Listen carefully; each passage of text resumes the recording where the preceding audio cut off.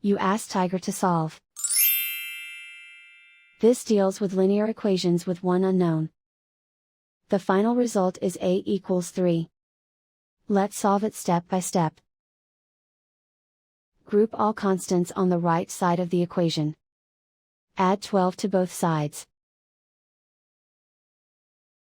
Simplify the arithmetic.